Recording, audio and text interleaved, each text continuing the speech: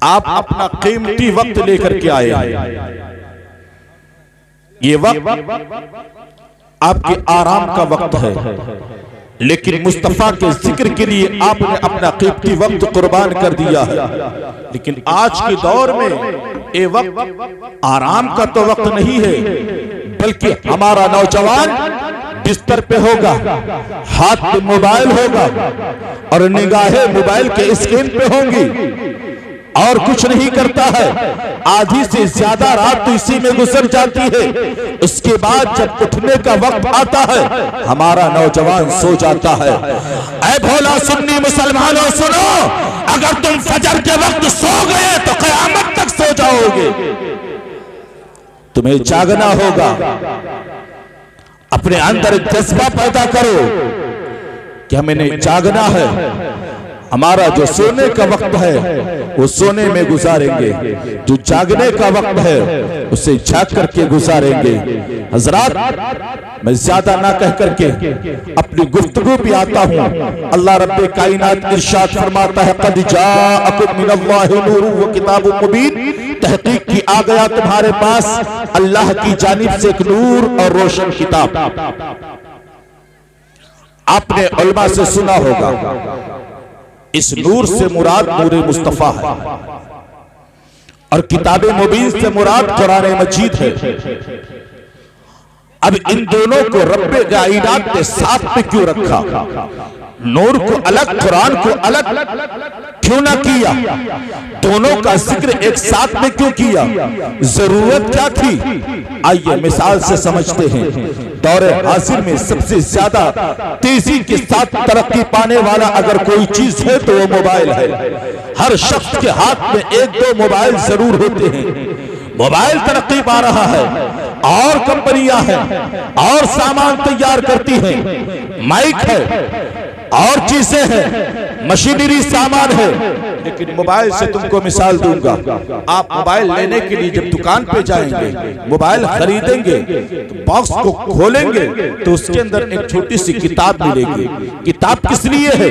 किताब इसलिए है उससे अंदर लिखा हुआ है इस मोबाइल को आप इतनी देर चार्ज कर सकते हैं, इस मोबाइल को आप कैसे सिम डालेंगे, इस मोबाइल में आप चार्जर पिन कैसे लगाएंगे, मेमोरी कैसे लगाएंगे, इस मोबाइल के अंदर आप क्या क्या कर सकते हैं, वो सारा तरीका किताब के अंदर लिखा होता है, उस डायरी के अंदर लिखा होता है। लेकिन जब कोई बड़ी मशीन खरीदेंगे, कोई बड़ा सामान खरीदेंगे तो सिर्फ आपको किताब नहीं मिलेगी, बल्कि किताब के साथ में आपको समझाने के लिए हेल्पर आपके घर तक आएगा, मशीन आपके घर पे लगाएगा, मशीन आपको चलाकर दिखाएगा, मशीन को कैसे यूज करना है, मशीन को कैसे इस्तेमाल करना है, वो सब कुछ आपको बता करके जाएगा बिला तफसील। आप समझते चलिए इसी तरह रब्बे कायनात ने जब चाहा मेरे बंदे जो गुमराह हो गए हैं सीधे रास्ते के ऊपर आ जाए, जो गुमराह हो गए हैं, जो अंधेरे में चले गए हैं उजाले में आ जाए, तो रब्बे कायनात ने 12 रबीउल अव्वल को अपना महबूब दिया और उसके बाद में 40 साल के अपने रब्बे कायनात ने कुरान मजीद देकर के फरमाया, क़द जाअकुम मिनल्लाहि नूरुन व किताबुम मुबीन, तहकीक की आ गया तुम्हारे पास अल्लाह की जानिब से एक नूर और रोशन किताब। मतलब क्या हुआ? नूर को समझना चाहते हो कुरान को समझ लो, कुरान को समझना चाहते हो नूर को समझ लो। जब तक नूर को ना समझोगे तुम्हें कुरान समझ में नहीं आएगा, और जब तक कुरान नहीं समझोगे नूर मुस्तफा समझ में नहीं आएगा। नारे तकबीर, नारे रिसालत, मजहबे इस्लाम, मसलके आला हजरत, फैजाने आला हजरत, जश्न ईद मिलादुन नबी। नारे तकबीर, नारे रिसालत। बहुत सुभान अल्लाह। नूरे मुस्तफा को समझने के लिए कुरान की जरूरत है और कुरान को समझने के लिए नूरे मुस्तफा की जरूरत है, क्योंकि नूर का माना होता है रोशनी, नूर का माना है चिराग। अब अगर कुरान को समझना है, कुरान को पढ़ना है तो उजाले की जरूरत है। किताब को पढ़ने के लिए उजाले की जरूरत है, किताब को पढ़ने के लिए रोशनी की जरूरत है। तो रोशनी कौन देगा? अगर रोशनी लेना चाहते हो तो मुस्तफा मुस्तफा के नूर से ले लो, और जब तुम मुस्तफा के नूर से रोशनी लोगे और मुस्तफा के नूर के रोशनी में कुरान पढ़ोगे तो तुम्हारी कौम के अंदर कोई अशरफ अली थानवी नहीं पैदा होगा, तुम्हारी कौम के अंदर कोई कासिम नानोतवी नहीं पैदा होगा, बल्कि तुम्हारी कौम के अंदर अबू बकर जैसा सिद्दीक पैदा होगा, उमर जैसा आदिल पैदा होगा, उस्मान जैसा सखी पैदा होगा, अली जैसा शुजाअत वाला पैदा होगा, हुसैन जैसा शहीद करबल पैदा होगा, गौसे आजम जैसा वली पैदा होगा, अबू हनीफा जैसा इमाम पैदा होगा, गरीब नवाज जैसा ख्वाजा पैदा होगा, और हिंदुस्तान की धरती के ऊपर इमाम अहमद रज़ा जैसा आला हजरत पैदा होगा। और जब सुलह कुल्लियत आवाज उठाएगी तो सुलह कुल्लियत के मुंह को कुचलने के लिए आला हजरत का परपोता बनकर के ताजुल शरिया पैदा होगा। लेकिन हजरत, अगर मुस्तफा के नूर के उजाले में कुरान न पढ़ोगे तो तुम बहक जाओ, अगर तुम मुस्तफा के नूर के उजाले में कुरान को ना समझोगे तुम गुमराह हो जाओगे। जिनका टाका मुस्तफा से टूटा आज वो दर दर भटक रहे हैं, लेकिन जिनका कनेक्शन आज भी मुस्तफा से है वो पूरी कायनात में छा गई, उनका जिक्र हो रहा है। हजरात, वो नूर आदम में, वो नूर आदम में दुनिया देखती है, सजदा आदम को हो रहा है, रब हुक्म देता है फरिश्तों आदम को सजदा करो, मलाइका आदम को सजदा करो, दुनिया देखती है सजदा आदम को हो रहा है, फरिश्ते देख रहे हैं हम सजदा आदम को कर रहे हैं, मलाइका देख रहे हैं हम सजदा आदम को कर रहे हैं, जमीन वाले देख रहे हैं सजदा आदम को हो रहा है, आसमान वाले देख रहे हैं सजदा आदम को हो रहा है। लेकिन ईमानदारी से जरा सोचो और तसव्वुफ की निगाह से देखो, सजदा आदम को नहीं था बल्कि सजदा आदम के अंदर मौजूद नूरे मुस्तफा को था। माशाअल्लाह माशाअल्लाह, बहुत सजदा आदम में मौजूद नूरे मुस्तफा को था, क्योंकि बगैर नूरे मुस्तफा के आदम में रूह भी नहीं गई, और जब रूह न गई तो सजदा आदम को नहीं, सजदा तो नूरे मुस्तफा को था, लेकिन अभी नूरे मुस्तफा को दुनिया से छिपाना था, इसलिए जाहिर में रब ने आदम को सजदा करवाया। लेकिन वही नूर चलता हुआ जब नूह के अंदर पहुंचा तो हजरत नूह की कश्ती तूफान के भंवर में है, लेकिन तूफान के भंवर से अगर निकाला है रब्बे कायनात ने तो न नूह को बचाने के लिए, न नूह के खानदान को बचाने के लिए, न नूह के आवालो अंसार को बचाने के लिए, बल्कि सिर्फ और सिर्फ रब का मकसद था मेरे महबूब का नूर बच जाए, मेरे महबूब का नूर बच जाए। उस नूर को बचाने के लिए आदम की कश्ती को रब्बे कायनात बचा रहा है, वही नूर चलता हुआ हजरत इब्राहिम में पहुंचा है। हजरत इब्राहिम को नारे नमरूद में डाला जाता है, नारे नमरूद इब्राहिम को नहीं जलाती है, दुनिया देखती इब्राहिम नहीं जल रहे हैं, दुनिया देखती इब्राहिम को तकलीफ नहीं पहुंच रही, लेकिन हकीकत में इब्राहिम को बचाने वाला नूरे मुस्तफा है। सुभान अल्लाह। वो नूर जब इस्माइल में पहुंचा, इब्राहिम की छुरी गर्दन पे, बाप जिद पे है बेटे का गला काटने के लिए, परवरदिगार कहता है छुरी मत काटना, अगर तूने इस्माइल के गले को काट दिया तो मेरे हबीब का नूर आगे कैसे पहुंचेगा। बचाया, और वही नूर जब हजरत अब्दुल्ला के पास पहुंचा तो अब्दुल्ला का चेहरा इतना चमकदार है कि मक्का की गलियों से जब अब्दुल्ला निकलते हैं तो मक्का की हसीन और जमील औरतें अब्दुल्ला की दीवानी हो जाती है, उनकी जुल्फों की असीर हो जाती है, तकने लगती है, झांकने लगती है, अब्दुल्ला को देखने के लिए बेताबो बेकरार हो जाती है। कोई अपनी तरफ बुलाती है, कोई अपनी तरफ बुलाती है, कोई निकाह का पैगाम देती है, कोई शादी का पैगाम देती है, हर कोई अपने अपनी तरफ बुला रही है। लेकिन अब्दुल्ला इनकार करते हुए चले जाते हैं, इनकार करते हुए चले जाते हैं। क्यों? क्योंकि अब्दुल्ला के अंदर नूरे मुस्तफा मौजूद है और अब्दुल्ला के कदम को डगमगाने से नूरे मुस्तफा रोके हैं। अब्दुल्ला डगमगाना मत, वरना तुम डगमगाओगे नूरे मुस्तफा में। माशाअल्लाह भाई, सुभान अल्लाह, सुभान अल्लाह, सुभान अल्लाह। वो नूर जो अब्दुल्ला में है, अब्दुल्ला की दीवानी है, लेकिन हजरत आमिना से निकाह हुआ। एक रात में जब सुबह की सफेदी नमूदार हुई तो जो नूर अब्दुल्ला में था वो आमिना के पास। अब वही अब्दुल्ला जिनका पूरे मक्का की औरतें दीवानी हैं, वो अब्दुल्ला जब मक्का की गलियों से निकलते हैं तो औरतें अपना दरवाजा बंद करके अंदर जा रही है, कोई मुंह फेर करके जा रही है, कोई कहीं जा रही है। अब्दुल्ला ने एक औरत को रोक करके पूछा, एक खातून को रोक करके पूछा, तू वही तो है ना जो मुझसे निकाह करना चाहती थी? तू वही तो है ना जो मुझसे शादी करना चाहती थी? आज मुझसे मुंह फेर करके क्यों जा रही है? ये औरतें अपनी खिड़कियां क्यों बंद कर रही है, क्यों दरवाजे बंद कर रही है? आखिर वजह क्या है? मेरे अंदर अब कमी कौन सी आ गई है? तो अब्दुल्ला हम तुम्हारी दीवानी नहीं थी, बल्कि जो नूर तुम्हारी पेशानी में चमक रहा था उस नूर को रातों रात आमिना ने लूट लिया है।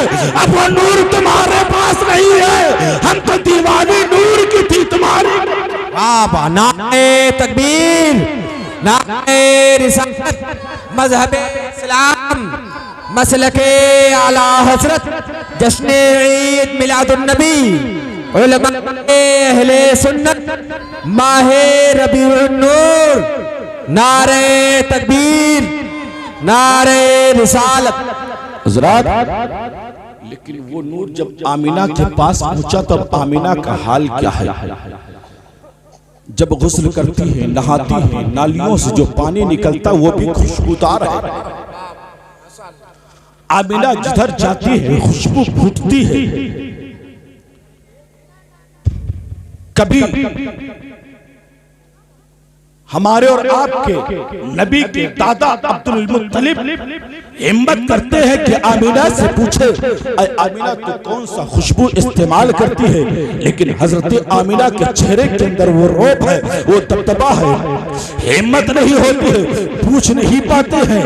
वक्त गुजरता चला जाता है, वक्त गुजरता चला जाता है। एक दिन हजरत अब्दुल मुत्तलिब ने पूछा, बेटी आमिना जरा ये बता, वो तुम कौन सा खुशबू इस्तेमाल करती है जिससे पूरा रास्ता खुशबुओं से मुअत्तर हो जाता है? जिस घर में रहती है वो घर भी महक रहा है, दीवारें भी महक रही है, जिधर जाती है वो रास्ता भी महक जाता है। आमिना इतनी तेज खुशबू मत लगाया कर, क्योंकि तू बेवा है, खानदान वाले ताना देंगे, मोहल्ला वाले ताना देंगे, कबीले वाले ताना देंगे, सारे के सारे लोग ताना देंगे कि बेवा औरत अब्दुल मुत्तलिब की बहू बेवा है, वो भी तेजदार खुशबू लगाती है, तेज खुशबू लगाती है। आखिर वजह क्या है? किस वजह से लगाती है? लोग ताना देंगे। हजरत आमिना अर्ज करती है, अब्बा जान आपको मालूम नहीं है, मैंने कोई खुशबू इस्तेमाल ही नहीं किया है, मैंने कोई खुशबू लगाया ही नहीं है। कहा बेटी फिर तेरे जिस्म से खुशबू फूटती क्यों है? तू गुस्ल करती है तो पानी महकता है, तू घर में जाती तो घर महकता है। हजरत आमिना कहती है, अब्दुल मुत्तलिब ये खुशबू का कमाल नहीं है, बल्कि आने वाले लाल का कमाल है। माशाअल्लाह, माशाअल्लाह, सुभान अल्लाह। खुशबू का कमाल नहीं है, आने वाले लाल का कमाल है। हज़रत अब्दुल मुत्तलिब कहते हैं, ठीक है, लेकिन बेटी जरा ये बता, गरीबी इतनी है, घर में ज्यादा तेल नहीं है, लेकिन तेरे घर से मैंने देखा है, तेरे कमरे की रोशनदान से उजाला निकलता है, इतना तेज उजाला कि पूरा घर रोशन हो जाता है।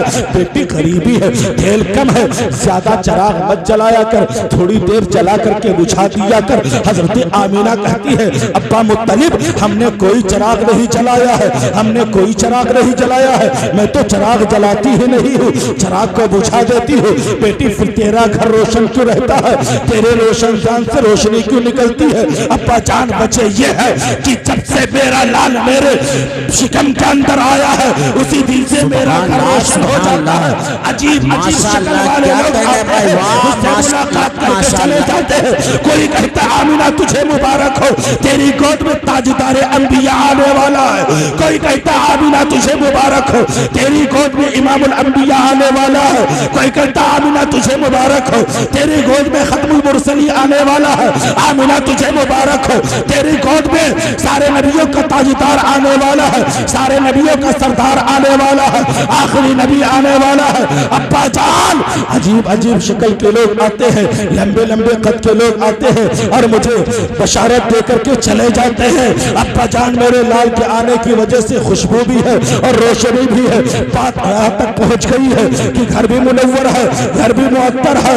वक्त हो गया, 12 रबीउल अव्वल की रात है, सुबह सादिक का वक्त आ रहा है, करीब आ रहा है। रब्बे कायनात इरशाद फरमाता है, आज जिब्रील अमीन जरा जमीन के ऊपर चले जाओ। जिब्रील अमीन जमीन के ऊपर आते हैं। रब्बे कायनात ने 3 झंडे दिए, कहा जमीन के ऊपर लेकर के जाओ। एक काबा की छत पे लगा दो, एक बैतुल मुकद्दस पे लगा दो, एक आमीना की घर के ऊपर लगा दो, और दूसरी तारीख में आया है एक मशरिक में लगा दो, एक मगरिब में लगा दो। लेकिन जो भी तारीख हो, रब्बे कायनात ने कहा आमीना के छत पे